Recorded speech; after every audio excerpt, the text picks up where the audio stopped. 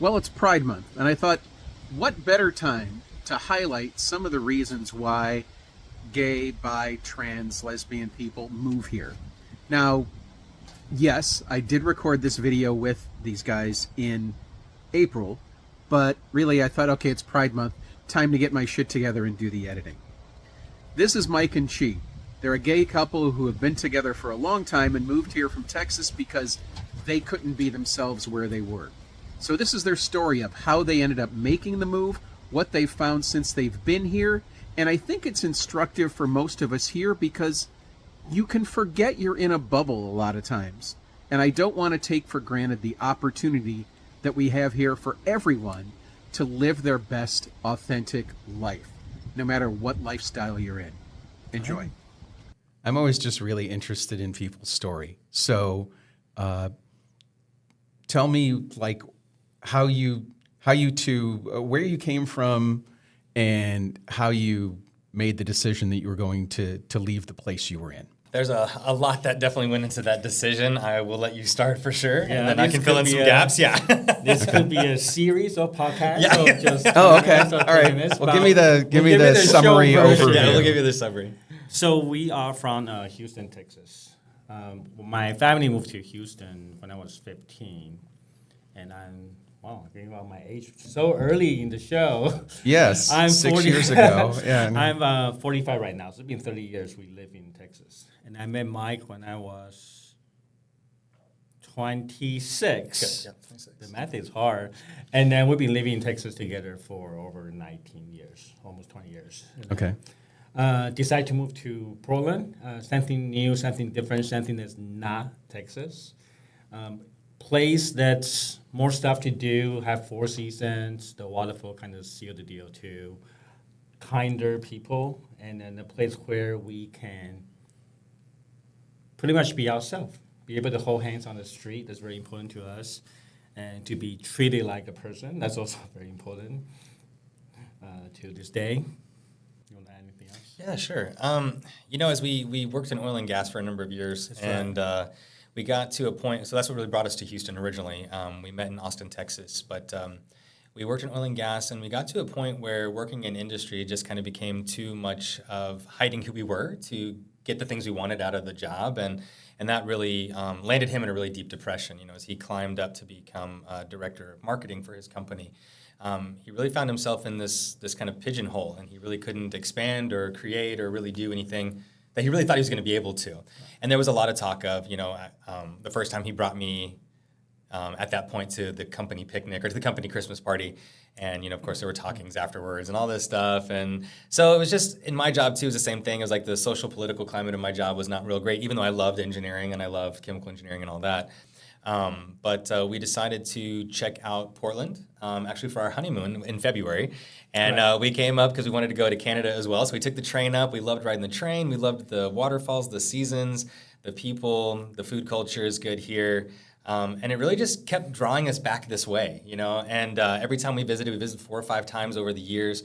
And then April last year, actually, was when we made the decision. We were here and we were like, I think we were standing out at the dam. Yes, we were standing out Bonneville Dam or the Hatchery, one of the two, one of our favorite places. And we looked at each other and we're like, I think it's 100% now. And we started kind of trying to sell the house and doing all of that. And then, of course, that's a whole other thing. And then we finally got here September 1st of last year, or right about the end of August last year. That's fantastic. You, well, not you, but I say one tends to forget, if you've been here a while, what sort of a bubble of acceptance it can be. Tell me, if you can, maybe one incident or feeling you have about the tangible way things are different here than how it was there. Yeah, definitely. I think for my first thing that I noticed was how many people that I come to find out are trans that have jobs, like normal jobs. In Texas, we don't typically see a lot of trans people in positions of work. Like I feel like it's always a struggle, more of a struggle for them there. And when we came here, we tend to find people in everyday jobs, being everyday people. And that was really one of the most eye-opening experiences. It really kind of allowed us to relax more was just seeing all the different types of love that was out there as well too in the city, the different types of relationships and how people put families together here. It was all kinds and all varieties, and that was just really very exciting. And it almost was unsettling at first because we had lived with so much microaggression in Texas. And even having grown up there, I didn't realize how much of it I was just shouldering over the years from family and whatever. And so when we got here and we saw that, it was kind of like, oh, wow, I can really breathe. And some days I still have to remind myself to breathe and just remember that you're in that bubble. You're like, it's like, is it Disneyland? Is it right, going to exactly, go away? yeah. Exactly, yeah. Yeah. So I see that first-handed online first because it took us almost like 2 years to move here. And then when we first started posting on Threads and Instagram about moving to Portland and just everybody's so welcome, I swear, like, the whole town in Astoria reached out to us. They was to move to Astoria instead of Portland. And that was very, very beautiful. And then people are just so kind, and people just say, welcome home, welcome home. You're going to feel like you're home. And I didn't know what that meant until we moved here. Being a gay couple, and we have a LGBTQ business back in Houston, we so used to getting hateful messages online. Every day we receive something very, very hateful. And then ever since we talk about Portland, all the messages are very positive. So before we even move here, we feel the warmth, the kindness of the people. When we were here April last year, we did a meetup, like 40, 50 people show up. People who never met us before just welcome us in to say, oh, come check out our city. People offer to drive us around. And then I had never experienced anything like that in the community. So that was really it really warmed our heart when that happened. And then since we moved here, just people we met, all different kind. We like to go to gay skate every Monday, the first and third week on Monday. Yeah. And the first time we were there, we just see, again, it's a transsexual woman. They were just in their dress, looking so beautiful, and they just skate so freely. And the joy is in their eyes, and the joy how they present themselves, just bringing so much joy. I had never seen anything like that. People just so much like being themselves, and then people embrace them, and I really feel like at home whenever we saw that happen in Gay Skate. And ever since then, we go as often as we can. Yeah. Fantastic. What part of town are you in now, and how are you acclimating? Are you finding new place? I imagine you're finding new places still, but what's some of you, besides Gay Skate, some of your favorite parts of town or things you've discovered? Definitely, we I will say a lot of our followers have been telling us that we've done way more than they've ever done than they've lived here. You know, right? Yeah, right. Yeah. So, but it's also been fun to people kind of tell us, to rediscover the things, that they've seen themselves. Our favorite thing to do really is to hike. We really enjoy that. So we've been out to different places to hike in the gorge and on both the Washington side and Oregon side, and but we live in the Pearl District, and so my favorite part of that is actually the public transport. I take that quite a bit. I work at Yoga on Yamhill downtown, so I teach yoga, and so it's a great place there. I love Council Crest. That's one of my favorite spots. I was just there this weekend doing the 4T trail for the first time. Oh yeah, and it's really fun. It's some great views and some great things around the city. Where else have we? What's some of yours? I think Forest Park is always fun. Forest Park is always good. Multnomah Village we like a lot. We stayed there when we first moved here. Okay. Gabriel Park, like I said, we love the trails and all of that, which is something that Texas doesn't have. You really got to travel far to get into anything that kind of looks like what it looks like up here, but there's not really a lot of like trails either. Even the east side is fun too. It has that like Pole India feel. We were at Hawthorne a couple times. Thrift shopping was so much fun. I found a really, really old phone.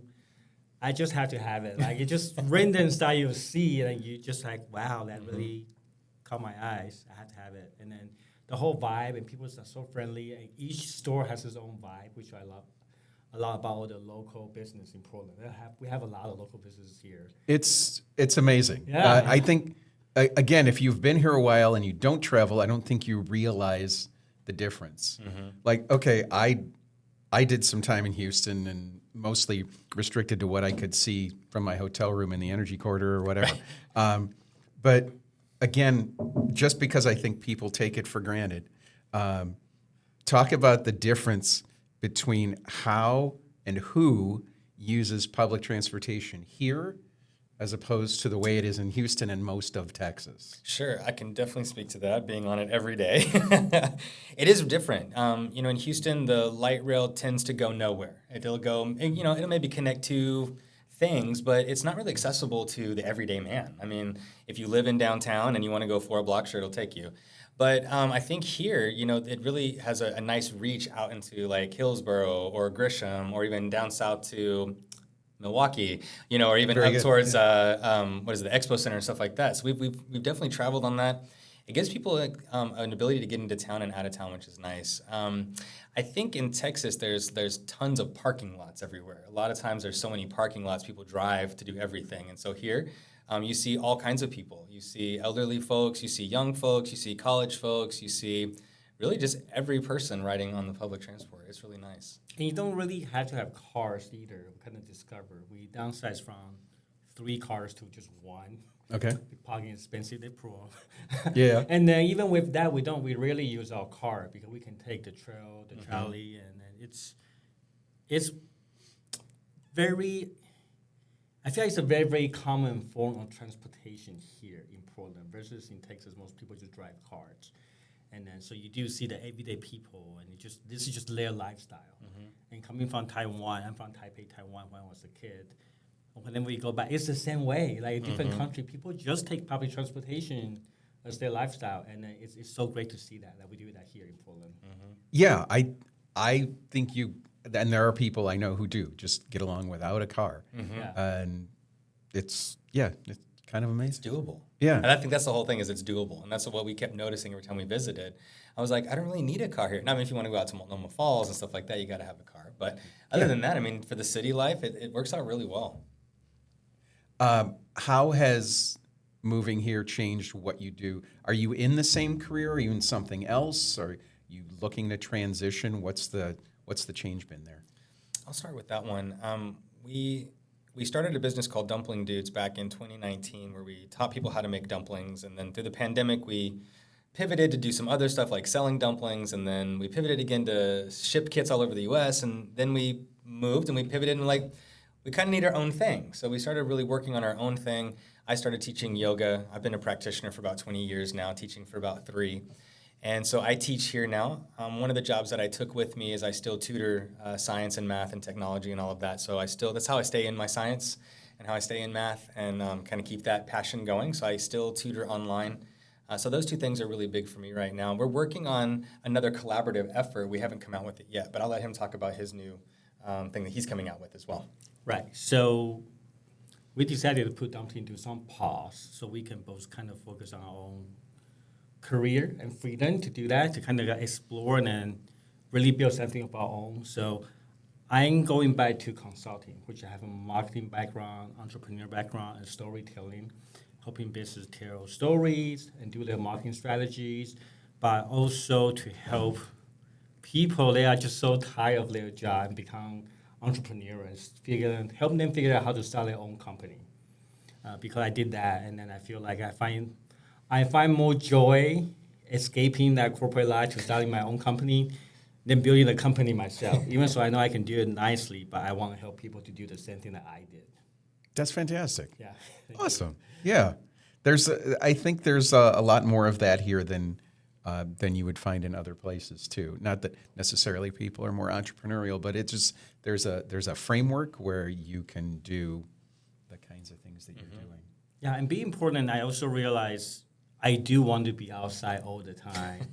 So it is quite important being an entrepreneur, so I can have my own schedule. I can still go hike, come back and work, or I can still just take a couple hours off and go hike. And then I wouldn't want to do that in Texas because it's just so hot all the time. But in Portland, I really trying to create this lifestyle that actually suits us moving forward. Definitely, like the sun is out and it's still, I mean, the weather is great and now it's out, 8 o'clock, and it's only April, and so I think it's one of the things we loved is the sun is out till 9 o'clock in the summertime, and it just gave us, and it was doable, like we could be outside in it, and it felt really good, and not just sweating to death, or in AC the whole time, right? Because you can't go outside, it's so hot. Yeah. So it took a while for you to decide that you wanted to come here for whatever reason. Mm-hmm. But it's like with a relationship. When it's time, it's time. Mm-hmm. What would you say to somebody who was maybe considering a jump from farther away, from somewhere maybe where they feel repressed or not the happiest they could be for whatever reason? What sort of advice would you give, having done it and knowing that it took as long as it did? Start cleaning out your stuff now. It took us so long to go through all of the business stuff, and we lived in our house for 19 years. So at one point we thought it was going to be our forever home, you know, and so we had a place that we needed to go through. And I think starting earlier than you think, because we still even left some stuff for the new homeowner. It was tough for us to get through everything. There's a lot. I will say that moving to Portland, or what I always say is unpacking in Portland, was way more than just unpacking the stuff. It was unpacking a lot of what we had been going through, a lot of us leaning on each other and kind of trying to uncouple a little bit from that, you know, and trying to be our own person again inside the relationship. Because like I said, we'd kind of grown together in our efforts as entrepreneurs. And so we were trying to uncouple that. So going through and kind of getting writing about why you're going. I do a lot of journaling about it and trying to figure it out. It took us about a year mentally to get ready. Right. And then even when we got here, there was still so much. Every time we unpacked something, it was unpacking emotion too. So I guess kind of being ready for that, knowing that that's coming down the road. Because if you are leaving for some distressful reasons, you're going to realize once you get there, there's so much to unpack. So I think just being kind to yourself and doing a little bit every day and just talk to people that are there. Reach out through Instagram. I really did not believe that was a thing that would work. I mean, even though I'm on Instagram, but Chih did it, and he kept up with it for months and months and months before he got here, and that's how we had 50 people show up and welcome us to the city. So I think, reaching out, finding folks that speak your language or that are telling your story that are already there is a great way to kind of, throw out a line to give yourself a lifeline there. And I think that's important, is start a lifeline of where you want to be.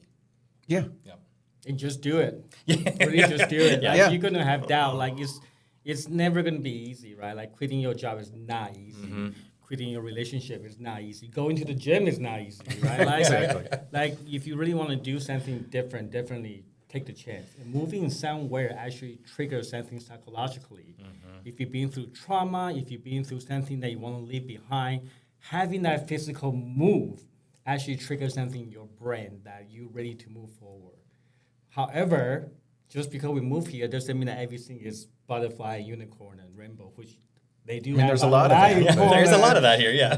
But that's when you start healing. I think be prepared to move forward, but when you get there, take your time and be kind to yourself. Nothing will change overnight just because you're in a different place. Yeah. And then just enjoy the process, enjoy the ride. And moving is kind of like a relationship. If you live somewhere for a long time, moving to a new place, you've got to give time to land and time to feel like you've gotten to the new place. Yeah. Fantastic. Yeah. Can we check back in about like a year and see how it's going a year on? When you go through maybe one of our more severe winters. This was a very mild one. We got a good one this year, right? Yeah. Yeah, I think the most common thing we heard from people is, let me know how much you still like Portland after the winter. Yes. And then this winter was great. Very much was. Yeah. So we're signing another lease. No. There you go. Fantastic. Well, thanks. Yeah, absolutely. Thank you so much for having us. Yes. Yeah, it was wonderful.